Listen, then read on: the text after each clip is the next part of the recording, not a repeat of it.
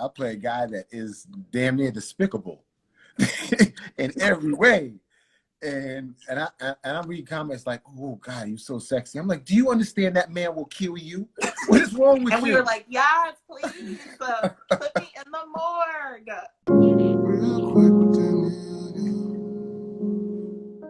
We're so glad to see you, Leon. You look healthy.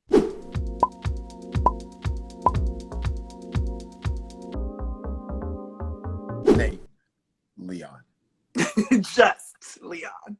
Occupation, entertainer.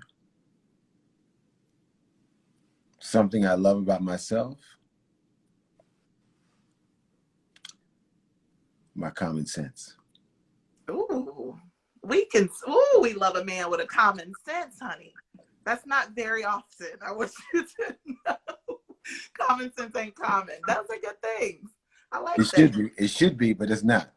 It is not common. There's a lot of uncommon sense out here in the world, but people like you are here to help. Mm-hmm. Guide Thank us. you very much. Thank you. I have a lot of common sense. But people like you are here to help guide folks that may not have it, right? Well, when I can, I do. But you can't tell people what to do. They got to be ready to listen. So that part. Leon, I don't know about the rest of the people watching, but I just feel like you are flirting with me, and I can't handle this right now. I can't handle it. Well, I have to tell you that one, I'm flattered, but in all honesty, I'm just being me. I know. And that's what I know. I was like, you're just being your charming self. And honestly, because you're just one of those guys that, like, over the years, every Black woman I know, is like, oh, Leon. You're just one of those people. Is that weird though? Because you're like, it's like a Billy D. Williams type of vibe, where you're just so beloved by these women, by anyone really. Like, is that a hard thing to live up to? Well, one, I appreciate it. I mean, I would not have the length of a career that I've had without the support of women, and especially Black women. And so, I just love that. And anytime I get a chance in a project or of any sort, whether it's a TV show, movie that centers around women, I usually jump at playing a supporting role in it. So, and as far as dealing with it, yeah, I really don't even know why it's come about the way it is, Really? Yeah, I don't. It's not like I don't feel as though I've played those ultra crazy romantic sexy roles that I want to play, that they keep asking me. My fans say they want to see me in. I don't think I've even played that yet, and yet they act like I did. I know. Right now I'm thinking about it. I'm like, I've never seen you in a role where you got to be that handsome heartthrob dude in the rom-com. Like, we need that from you. Yeah, I mean, I've done something like that, but I haven't done it on the scale that people want to see me do it on, So yeah, we deserve. Yeah, but yet, I don't know why, I'll play a guy that is damn near despicable in every way. And I'm reading comments like, "Oh God, you're so sexy." I'm like, "Do you understand that man will kill you? What is wrong with you?" And we were like, "Yes, please, put me in the morgue." Oh my God. We're so sorry. We're so simple. I just we mean well, Leon. We mean well. Our love is blind. If you really want to get real about life, okay? Let's do it. Let's get real about life. Yes. Don't put too much emphasis on sex. Sex is a physical act that we all want and need, but it clouds our heads and our thinking. So in reality, more than likely this wouldn't happen, but your friend, your sister, whatever, could conceivably meet a man that you were sleeping with and be her perfect match. And you're going to trip and keep them away from just because you all were getting busy at one time. Well, that's supposed to be like an unwritten rule of friendship. Like, you don't go with your friends. You don't. No. That's an unrule. That's a rule that should never be written. Because in reality, you have no control over it. You meet who you meet. when you meet. And if you find someone that winds up being, you know, your perfect match, like for example, let's just say that there was a woman that I was sleeping with, and a friend of mine met her through me, and he hooked up with her, and they were like serious about each other. Well, to me, if they weren't serious about one another, right, then to me, that's whacked. What are you doing? But if you go ahead and like meet this girl, have a 10-year relationship, marry her, and stuff like that, I'm like, man, you were supposed to be with her. And I'm happy you met her through me. Wow. I mean, what? Yeah, that's all it is. I mean, that's just the reality of the situation. That's what really matters. Mm. I mean, we're gonna have sex. We have sex. That's what we do as human beings. Right. We need to stop tripping and stop making it more than what it is. What really matters is between your ears, your heart, and your spirituality. Okay. That's real. Okay. You. That's. I'm assuming this is an adult situation here that we're talking, right? It has to be, yeah. Okay. Thank you very much. So, no, I'm just saying. I mean, anyone of any age, any real age, if you're maturity, knows that you can conceivably jump up and down on somebody and not be in love with them. Mm. And sometimes not even like them. Come on now. Don't look Somebody away. just Don't got look. very... Don't look away now. Somebody felt exposed. I'm looking you dead in your eye right now. Don't look away. You know what I'm talking about. So why do we trip over the act of sex when we know that that's not the binding thing between the two people? It's the other things. And I would hope with time people will mature to realize that and start freaking out over sex. People have sex. We're always going to have sex. Sex is never going to go out of style. We are always going to have sex with each other, with other people's women, other people's girls, other people's wives. That will never change. It never has, and it never will.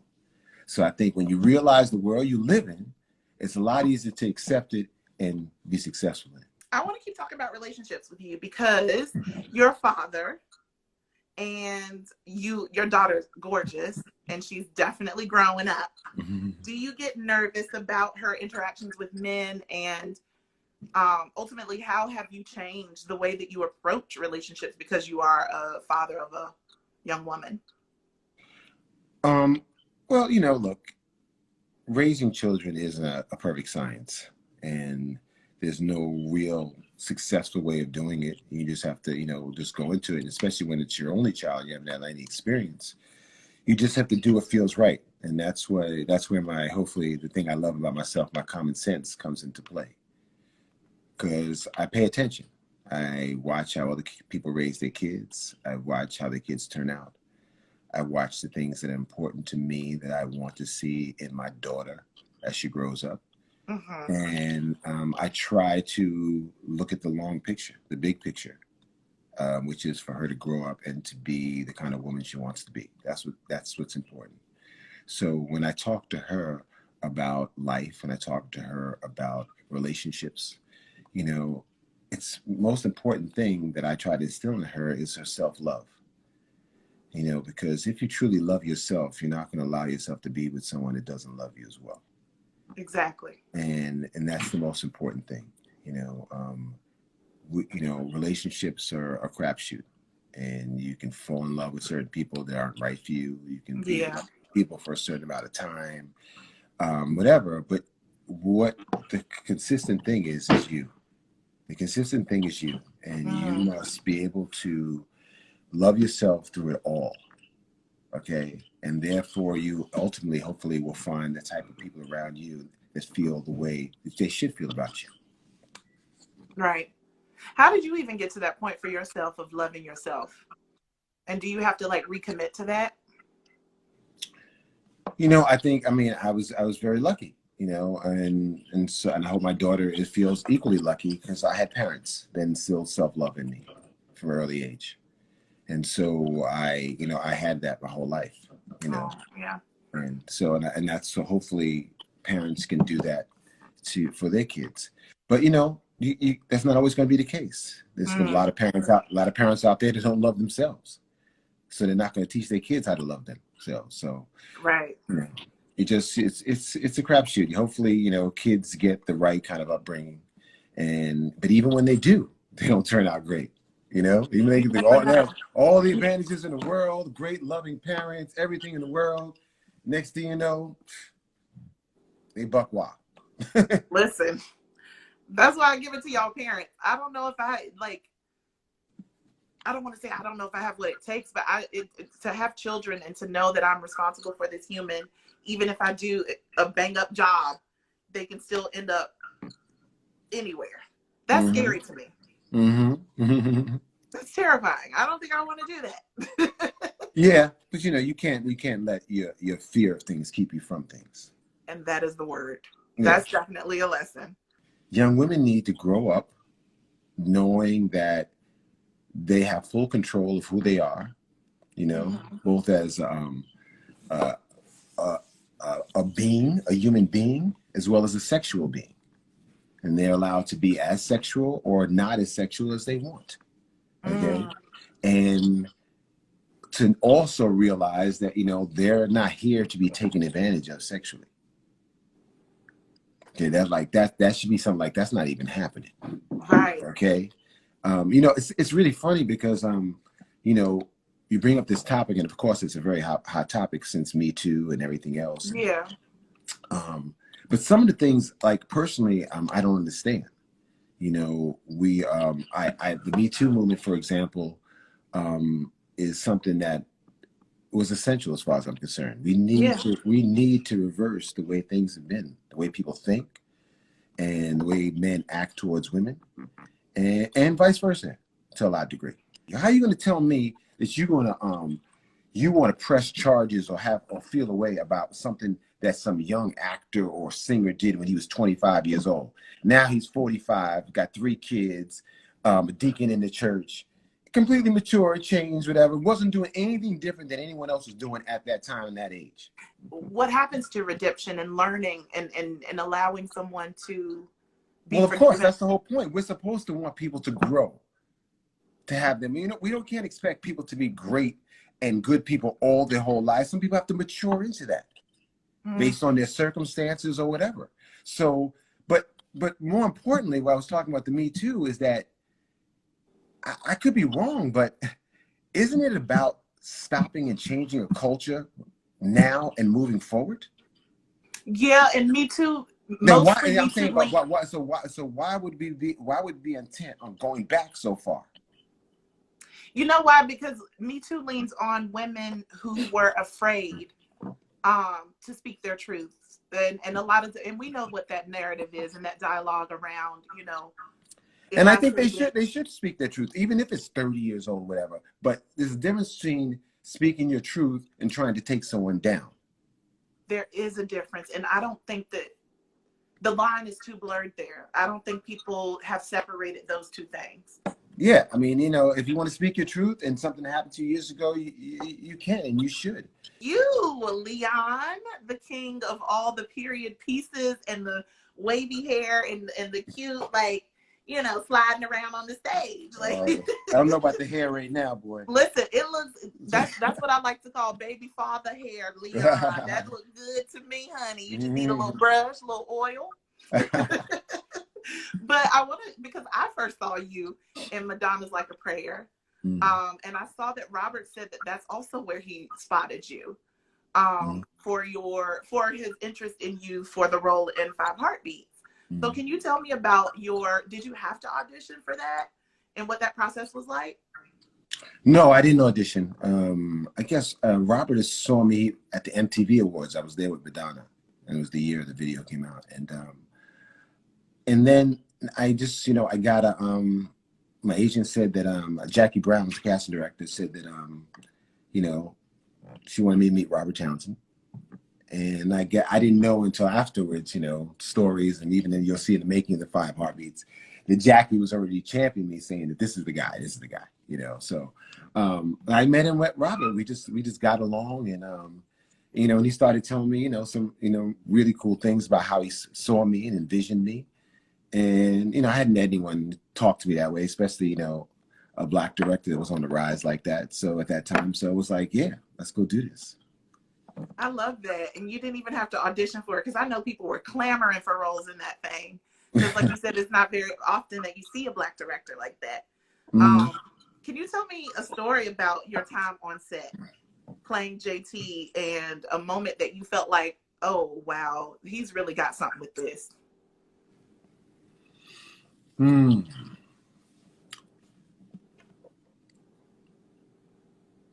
Wow, you know, there's a lot of moments, but I would have to say one of the moments was when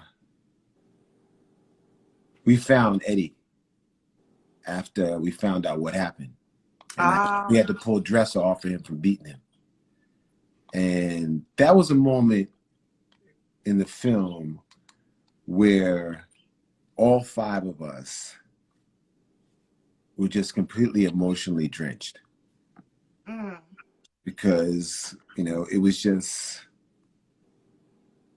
to think that someone would have something to do with killing our beloved manager, one of us. yeah, You know, it's like a family member. Do you know what I'm yeah, saying? Like yeah, that's how we looked at it, you know, as the actors. And so, you know, and Robert just let us go. You know, it's one thing great about Robert because he's an actor. You know, he lets us play. So he'll just, you know, we'll do the scene and roll the camera and just, okay, just go ahead, just go do something, just do your thing, just go with that. Let's see what happens here. You know, and yeah. because everyone was so locked into their roles, yeah, you know, some real moments. I loved it because Robert is so like, he's so open. I've watched a lot of interviews about how he directs and how you guys work together. Has it changed the way that you show up to different roles, having someone like him be so trusting? And then, you know, when you go in other working with other directors? Well, yeah, I mean, well, the thing with Robert and I at this point, you know, it's kind of shorthand because we've won one, two, three. We've done three projects together. Oh, yeah. Yeah, so he already knows that I'm going to come in, you know, completely in character.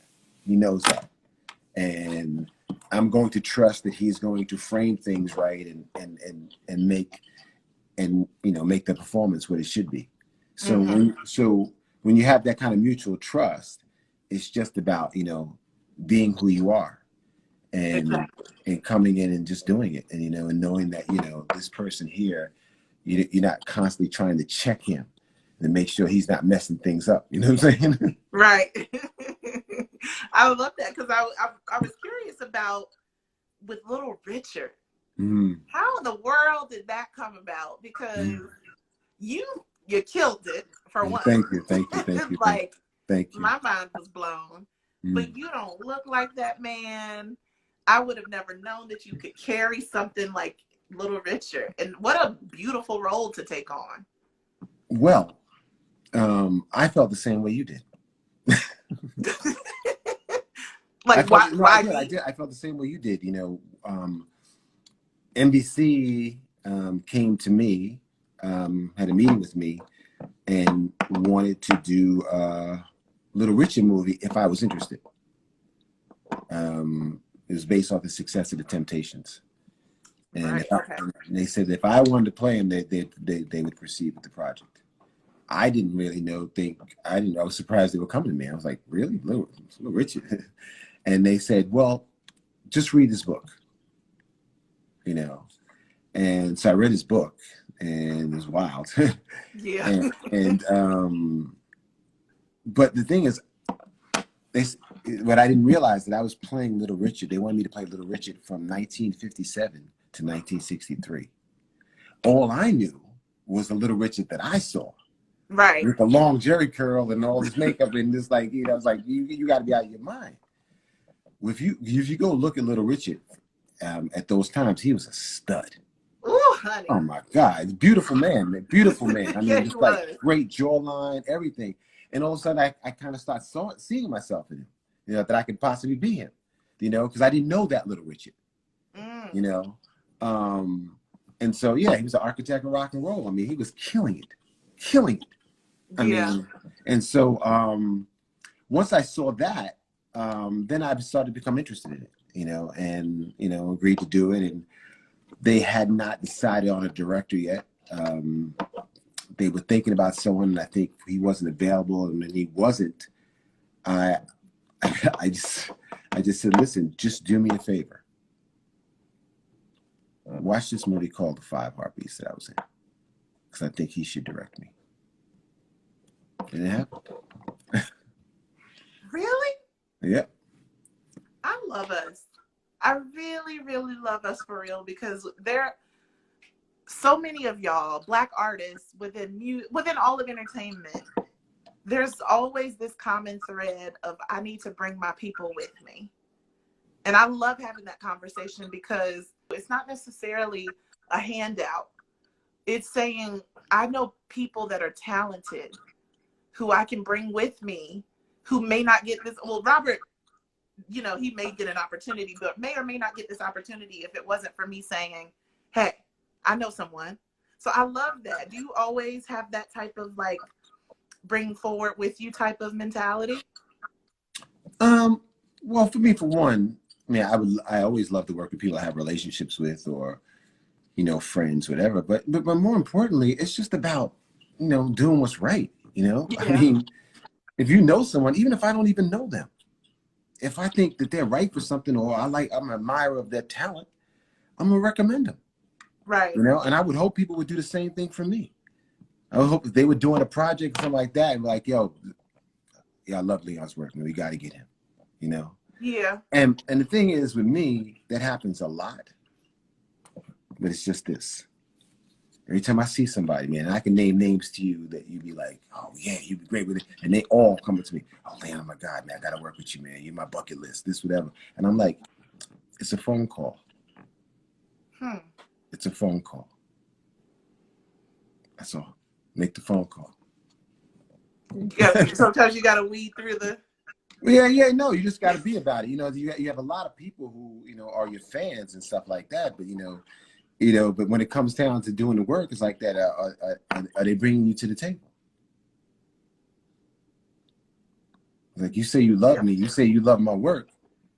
But what of it? Like, what's the action behind that? Yeah, I'm seeing you eat in a lot of nice restaurants, and you ain't invited me once. Leon, what you doing? You preaching on today? No, you sending people messages? No, I'm just talking. Beauty's in the eye of the beholder.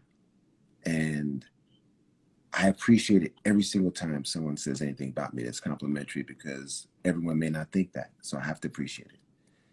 But the one thing people would always say to me, like when I go, especially I'm in the hood, anyplace else, they always yelling stuff like this at me. People's champ. Yo, you know you're the people's champ, right? I don't care what they say about anybody else. You know the real people. You got them, Leon. You got the people. Yes. The people that's walking, talking, breathing. Yeah, you're such a piece of Black culture. And they say it to me. I'm always flattered. You know, I'm always flattered that that if that's the way they think of me, because for me, that's what I care about the most. Yeah, you know, of course, more of everything else is fine, but if I had nothing else, I want that. Yeah, I love it. You made your mark, Leon. I mean, you're nowhere near done, obviously, but you have made your mark in this industry as someone that can be trusted to carry out a role. And I think that, you know, Black culture, we hold on to you for so many reasons, but I mean, Hollywood's aware of what they got when they work with Leon, right? Yeah, I hope so. You know, look, I have, this is my goal. And it's always been my goal since this attorney told me something when I first started. He told me, he said, Leon, as you embark on this career, I want you to realize something, that there's going to be thousands and thousands of actors like you that walk across many stages, many TV shows, many movies. He said, very few of them are going to be remembered. You want to do memorable work. That's what you want to do, because if you do memorable work, you'll be here even past your time. And it always stuck with me. Always stuck with me. Yeah, that's what it feels like with your roles too. They're very well chosen. Yeah, you know, I'm just trying. You know, it's not an easy business. I feel blessed that I've been in it so long and been able to, you know, capture people's minds or attention for this long. But you know, it's hearts. Stop playing. Yeah. Hearts. It's not easy. And lusty parts. It's not easy. It's not an easy business. You know. No, it is not.